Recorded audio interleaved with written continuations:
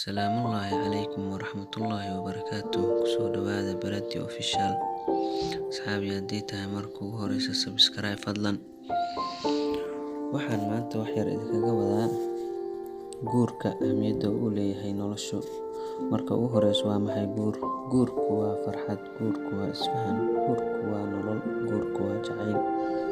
Haddii aan wax yar tusaale ka soo qaadano dhanka diinta, guurka iyo mowqifka diinta. Haddii aan guurku dhinaca diinta ku saleyno, guurku diintu waa u gargaar, shaydaankuna waa u gablan iyo hoog.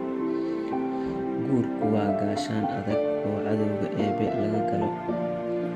Guurku waxaa ku bata ummadda Islaamka si ay ula tartamaan ummadaha kale. Xabiibkeena sallallahu calayhi wasallam wuxuu yidhi, u guuriya xaaslaawayaasha idinka mid ah iyo addoommadiina kuwooda wanaagsan, rag iyo dumarba, xitaa haddii ay yihiin kuwooda saboolka ah.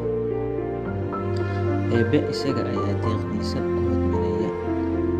Mar kale rasuulka sallallahu calayhi wasallam waxaa laga wariyay inuu yidhi, isguursada oo tarma, ummadda ayaan idinku faanayaa maalinta qiyaamaha.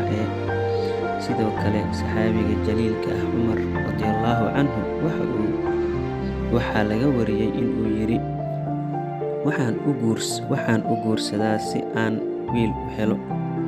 Sidoo kale Mucaad waxa uu oran jiray, hadday cimrigayga 10 beri ka harsan tahay oo kaliya ay ka harsan tahay, waxaan jeclaan lahaa in aan guursado si aan Eebe ugu hortagin aniga oo doob ah.